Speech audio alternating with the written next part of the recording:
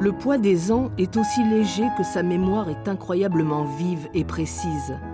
Rentré en politique dès les années 60 à l'Union calédonienne et à l'époque où le slogan « Deux couleurs, un seul peuple » avait un sens, il rejoindra ensuite Jacques Lafleur au RPCR. Centriste, autonomiste, fervent catholique, il a contribué à une large part de l'histoire du pays. Bonjour Jean Lec. Bonjour Nathalie. En 1984, on est au début des événements. Nouméa, dont vous êtes à l'époque le premier adjoint, les subit de plein fouet. Comment est-ce que vous vivez cette période? Une période qui pour moi restera toujours très douloureuse.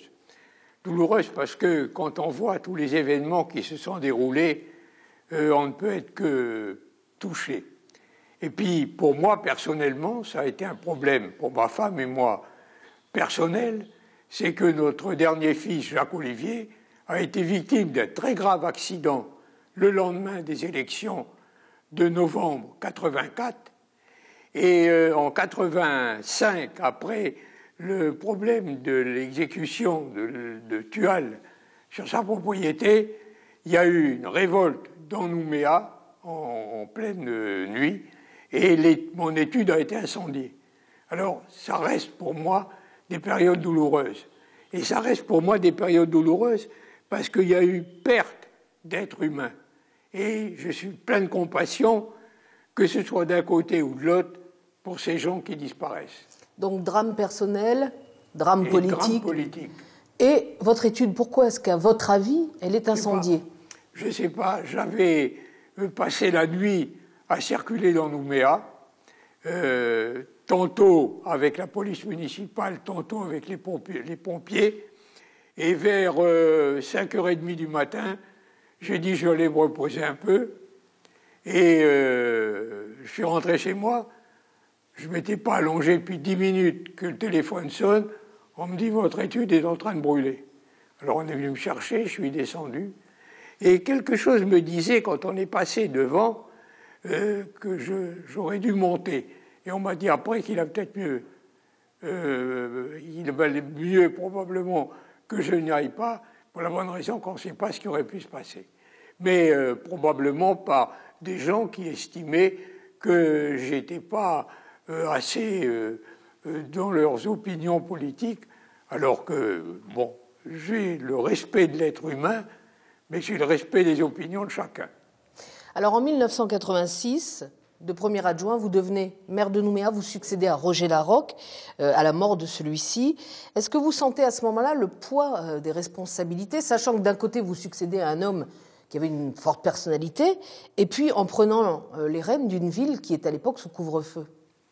Oui, mais j'avais bien conscience. Remarquez que pour les responsabilités, je l'en avais déjà exercé, puisque j'étais président de l'Assemblée territoriale quand cette opportunité, quand ce problème est arrivé. Mais j'avais conscience que là, c'était aussi extrêmement grave. Mais comme la ville est à l'époque, il y a le couvre-feu, donc la vie des Nouméens est bouleversée. Comment est-ce que vous vivez ça? Comment vous gérez ça en tant que maire? Est-ce qu'il y a plus de difficultés que d'habitude? Comment ça se passe? Quand on est devant une situation telle que celle qui s'est présentée là, vous ne gérez pas de la même façon. Et j'ai essayé, comme le faisait Roger Larocque, d'être au plus près de la population pour les réconforter et leur montrer que la direction de la ville continue à s'occuper d'eux. Alors vous êtes membre du RPCR à l'époque, vous êtes proche de Jacques Lafleur. Quels sont vos rapports avec lui? Mais mes rapports avec lui sont bons, ont toujours été bons. On est camarades de classe. Mon meilleur ami était Claude Lafleur, son frère aîné, qui vient malheureusement de nous quitter. Mais c'est vrai que de temps en temps, on n'était pas d'accord sur certains points. Et puis il y a eu aussi... Lesquels, par exemple? Il y a eu peut-être d'une politique générale de nos rapports avec tel ou tel groupement. Mais il y a eu aussi des gens qui ont tout fait pour lui dire « Attention, Alec, hein, il va peut-être un jour vouloir prendre ta place » ou quelque chose comme ça. Des bruits qui m'ont été rapportés. Et ça me remet à la mémoire une affaire. Quand il y a eu le procès d'assises du drame qui s'était produit à Yingen. La mort des frères de Tjibaou. Le procès, j'avais été appelé comme témoin. J'ouvre une parenthèse pour dire qu'on m'avait fait comprendre qu'il valait mieux que j'y aille pas. Mais j'ai dit, je suis intervenu. Pourquoi comme témoin? Parce que dans la nuit, quand cette affaire, c'est avant que ça ne se passe, j'ai reçu un coup de téléphone d'une personne que je connaissais sur Yingen et qui me dit, monsieur le maire, j'étais pas maire encore à l'époque, monsieur le président de l'Assemblée, faites quelque chose, la gendarmerie ne nous reçoit pas. Bon, alors, c'était du temps de Pisani, et j'avais un interlocuteur qui était l'un de ses conseillers, qui m'avait laissé son numéro. Je me souviens de l'heure encore, à 2h du matin, je l'ai appelé, et je lui ai dit, vous savez, j'insiste pour que vous receviez les Européens dans la cour de la gendarmerie, parce que sinon le drame va être atroce. Et ils l'ont fait, ils l'ont passé. Alors quand il y a eu le procès, il y a eu des avocats qui sont venus de métropole. Ça a été une affaire importante. Et du côté des avocats qui défendaient les familles de ceux qui avaient été tués, il y avait Roux, qui était un avocat bien connu, comme de l'autre côté, il y avait Garot. Et alors Roux, quand j'ai porté témoignage, n'a passé son temps au début de l'entretien que de me demander quels étaient mes rapports avec Jacques Lafleur. Si bien que le président de la cour d'assises lui a dit, maître, Jean Lec a été appelé comme témoin, c'est pas pour parler de ses rapports avec Jacques Lafleur, mais c'est pour dire ce qu'il a fait. Et j'ai rapporté ce que je viens de vous dire, mon intervention dans la nuit pour sauvegarder des gens. Et voilà, ce qui prouve bien qu'on a essayé parfois, mais nos rapports ont toujours été très bons, d'autant plus qu'on se connaissait depuis très longtemps et que je connaissais bien son père également. Alors, dans ses mémoires, Bernard Ponce évoque une discussion qu'il y a eu à la mairie de Nouméa entre Jacques Chirac et Jacques Lafleur. Donc là, on est en 1987. Juste après le référendum, le premier référendum d'autodétermination, et Jacques Chirac demande à Jacques Lafleur de négocier avec Jean-Marie Tjibaou, et Jacques Lafleur rentre dans une fureur noire, refuse. Vous êtes témoin de cette... Non, je n'ai pas été témoin de cette scène. Vous avez prêté le local? Oui. Enfin, le local, le bureau. Mais après, je suppose que vous en avez discuté. Oui, oui.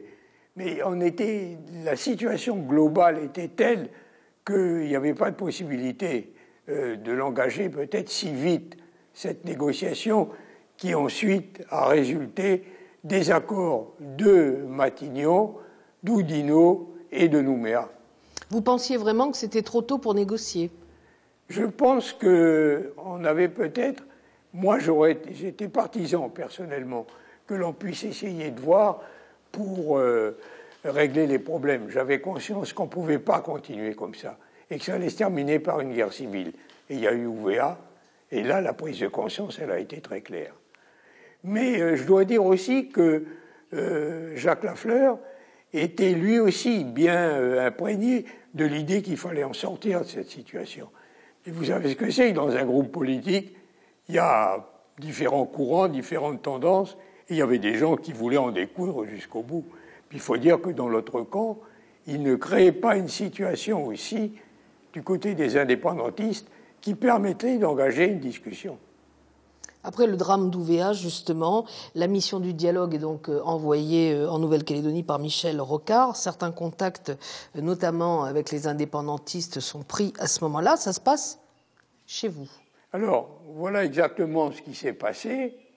Je connaissais bien Pierre Steinmetz, qui avait travaillé ici, et puis j'avais travaillé avec lui pour la campagne présidentielle, puisque nous étions... Qu'est-ce qu'il faisait à l'époque, lui? Il était directeur de cabinet du haut-commissaire. Et dans la mission du dialogue? Alors, il représentait Barre, j'allais vous le dire. On avait travaillé ensemble dans le cadre de la campagne présidentielle de Raymond Barre.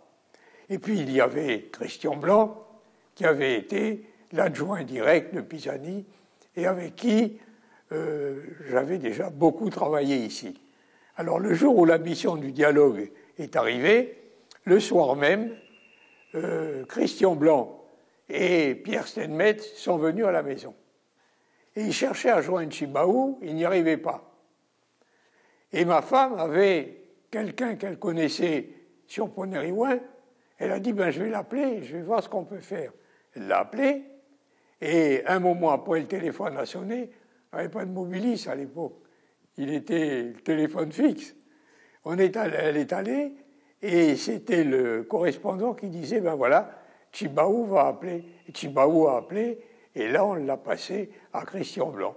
Voilà exactement comment sont passés les premiers contacts.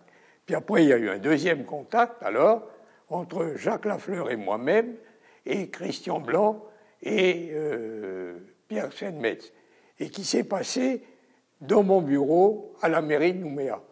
Mais chacun étant arrivé de son côté, et avec des voix différentes, un peu comme la nuit de négociation d'Oudinot à Paris.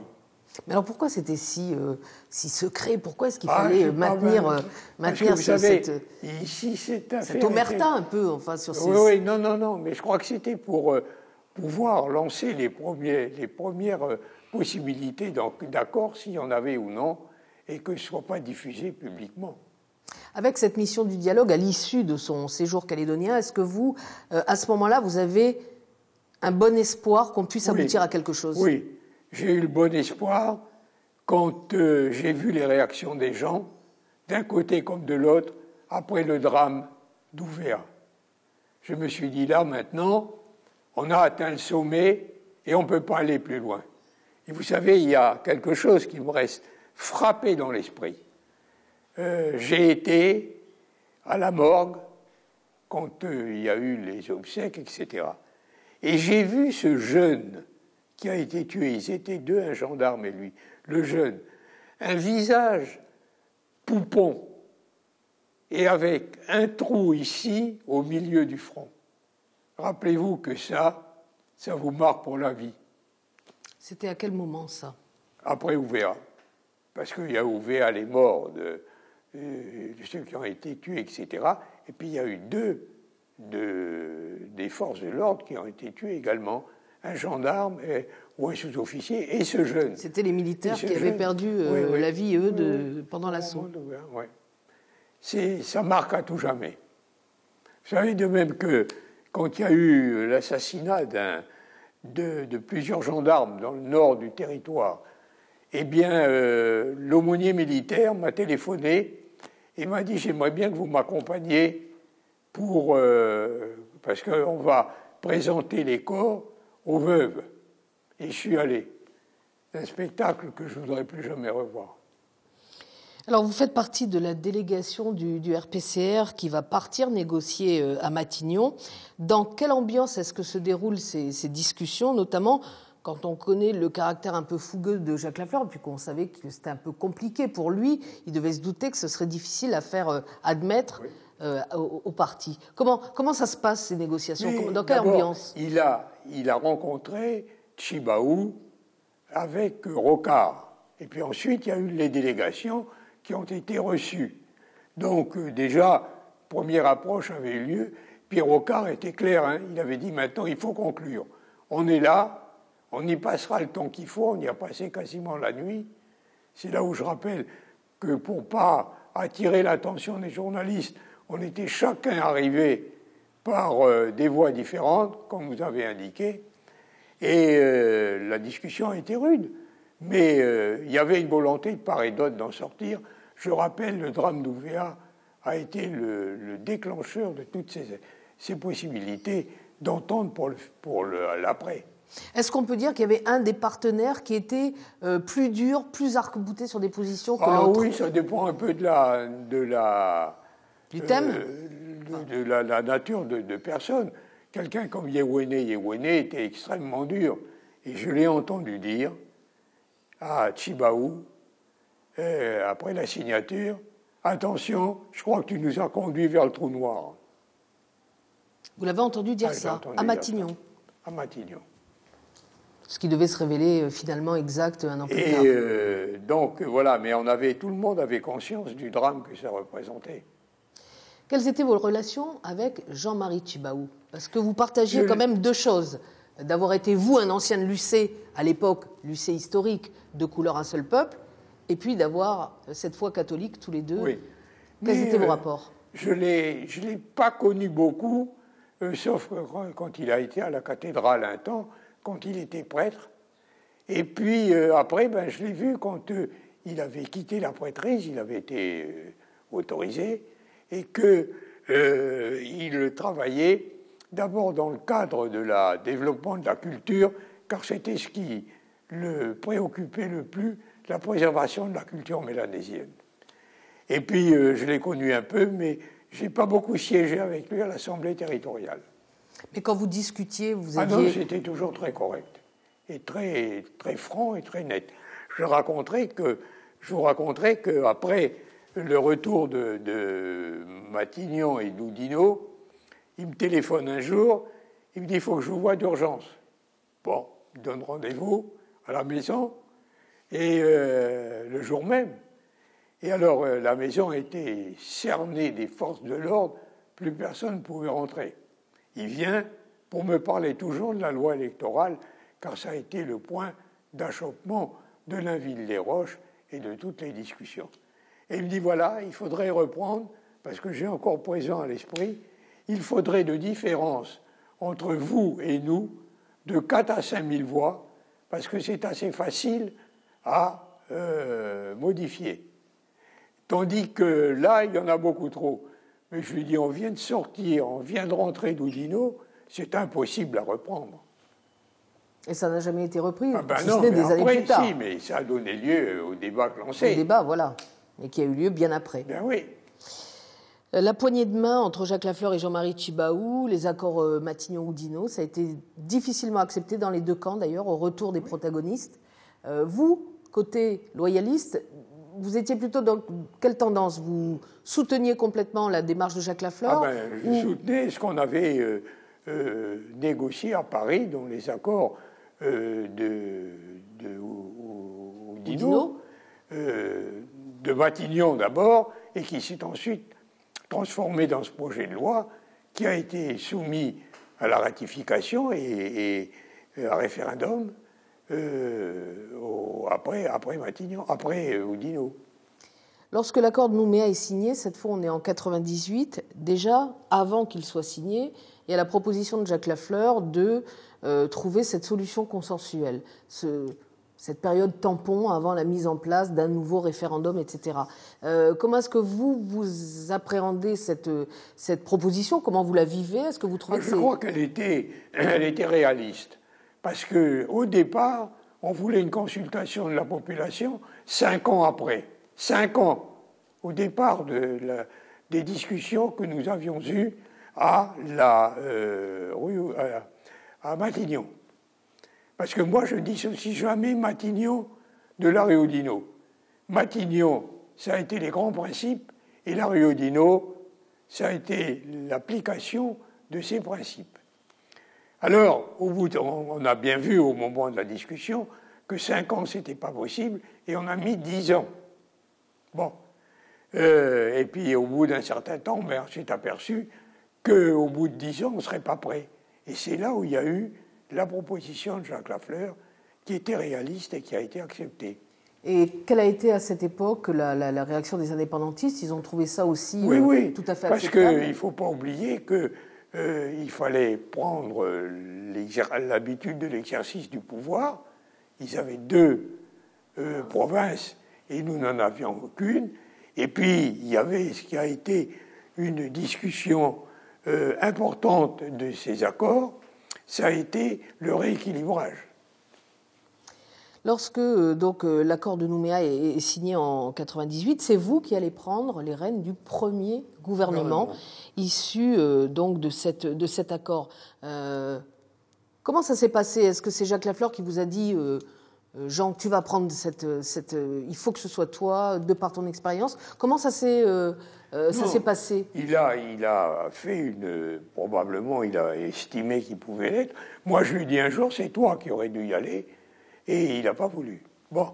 Et puis un beau jour, il m'a téléphoné, il m'a dit, écoute, comme vous venez de le dire, compte tenu du temps que tu es dans la vie, pour mettre en place ce gouvernement, j'aimerais bien que tu prennes la présidence. Alors j'ai réfléchi, je l'ai pris, mais je lui ai dit, il y a une condition. C'est que je serai candidat au renouvellement de la municipalité et je m'y représenterai. Parce que bien des gens, ayant appris que je rentrerai au gouvernement, on dit, attention, on ne veut pas, non, on ne veut pas que vous quittiez la mairie de Nouméa. Et je ne voulais pas faire les deux. J'ai un principe, je ne voulais pas être à la fois président du gouvernement et maire de Nouméa. Je voulais me consacrer à une fonction et me consacrer à la mairie de Nouméa, les gens me faisant confiance. Et donc, comment vous avez... Je l'ai fait pendant 2 ans où je suis resté président, l'a mis en place. Ça a été un travail terrible. Est-ce qu'un gouvernement... Et je voudrais là remercier les secrétaires généraux et de Ladrière, son adjoint Jamin, qui m'ont bien aidé, et l'ensemble des membres du Conseil. Est-ce que le gouvernement collégial, ce n'est pas un petit peu compliqué finalement, voire même contraire aux faits majoritaires? Oui, ça c'est pas de tradition. Mais il faut voir 2 cas de figure. Celui qui était là quand moi j'exerçais la présidence, il y avait une majorité claire au sein du Conseil. Elle était RPCR, et de l'autre côté, il y avait les indépendantistes. Donc, on appliquait la proportionnalité, c'est la loi, mais recherche de consensus. Et si au bout d'un moment, on n'arrivait pas, il fallait bien faire voter. Je m'en étais expliqué d'ailleurs avec quelqu'un qui a largement participé à tout cela au niveau socialiste, au niveau national, qui était le député socialiste d'Auzière, et qui me disait, vous avez parfaitement raison, vous faites 1 fois, 2 fois, 3 fois, puis le fois après, il faut faire jouer le fait majoritaire. Mais aujourd'hui, la situation est différente, parce qu'il n'y a plus de groupe majoritaire au sein du gouvernement. Donc là, c'est quelque chose de différent. Et dans le statut de demain de la Calédonie, il faudra beaucoup réfléchir, car souvenez-vous, le temps où la Calédonie est restée sans gouvernement, parce qu'on arrivait, les membres du Conseil, les membres du gouvernement ne pouvaient pas élire un président. Est-ce que vos rapports avec les membres du gouvernement indépendantistes ont été compliqués à ce moment-là? Non, pas trop compliqués. Vous n'avez pas eu de problème, notamment avec Rocco Amitan? Non, j'ai pas eu, sauf un problème qui s'est posé, c'est qu'il y a eu une plainte qui a été déposée disant que j'avais nommé le secrétaire général et le secrétaire général adjoint de ma propre autorité sans faire prononcer le Conseil. C'est pas vrai, j'ai fait prononcer. Alors, il y a eu une enquête qui a été menée par le tribunal, et je dois dire que j'ai apprécié la position de Dominique Bure à l'époque, puisque c'est lui qui était là quand on s'est réunis les premières fois, et notamment quand j'ai été élu président. Et dans ses nouvelles fonctions à Paris, il avait su que j'avais des ennuis. Il m'a dit, mais je peux témoigner? Alors, il a témoigné, et puis ils sont bien vus, on avait toutes les preuves que c'était une erreur. Alors, comme on me dit, ça c'est la politique. Mais moi, je n'ai pas cette conception de la politique. Jean-Lec, ce sera la dernière question d'ailleurs, qu'est-ce que vous espérez aujourd'hui pour la Nouvelle-Calédonie? J'espère une chose. Plus jamais la situation qu'on a connue après le drame d'Ouvéa et les drames qui s'étaient passés d'abord. Plus jamais cela. Je reprendrai cette phrase prononcée à l'ONU par Paul VI, qui était en visite à l'ONU et qui avait dit plus jamais la guerre. Je crois qu'il faut se baser sur ce qu'il disait, plus jamais une telle situation. Parce que ça a été des moments difficiles à passer. Et je crois que ça résulte d'erreurs qui avaient été commises. On a toujours dit que c'était là, ça avait débuté les mauvaises actions au moment de la braderie qui avait mal tourné. Il y avait eu de la casse dans Nouméa. Mais je crois que ça remonte à plus loin, des modifications de statut malgré les déclarations de ne pas toucher au statut tel qu'il existait au moment de l'option pour la Constitution. Et puis, pour la non-réalisation de l'usine du Nord, j'ai été le témoin, et je suis le dernier survivant, quand, au cours d'une mission effectuée à Paris, le Normand a dit à Séléné, on n'avait pas obtenu gain de cause sur l'usine. Le Normand a dit à Séléné, j'étais juste derrière, ils parlaient tous les deux, dans le hall de l'hôtel, qui est situé en face de la gare Montparnasse, là, qui était d'actualité ces jours-ci. Il lui a dit, tu vois, la mission, il faut y mettre fin. Séléné était président de l'Assemblée territoriale, aller à Nouméa, faire voter une motion d'indépendance. Parce que si on était indépendant, la Calédonie aurait tout de suite donné l'autorisation à l'INCO. Et ça a été ça une des causes des difficultés. C'est quelle année, ça ? Ça, c'était dans les années 75, entre 75 et 77.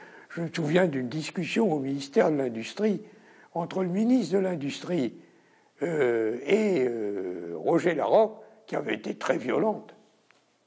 Et à votre avis, c'est de là que tout est parti? Moi, c'était les prémices, en tout cas. Ça fait partie, ça crée une ambiance telle. Mais alors, vous me dites, pour le futur, il faut arriver à trouver un accord. D'ailleurs, une première chose que je souhaite, c'est que la campagne se déroule dans de bonnes conditions. Et le comité des sages mis en place, il veillera qu'il n'y ait pas d'insultes, qu'il n'y ait pas que chacun défende son point de vue. C'est tout à fait normal. Et qu'on puisse après se mettre autour de la table pour prévoir, car il y aura des modifications de statut. C'est tout à fait clair. Et je crois que les gens sont quand même conscients qu'on ne peut plus revenir à des situations qu'on a connues avant.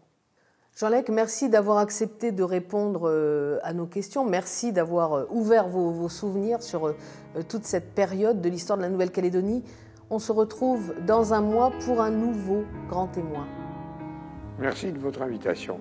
Merci à vous.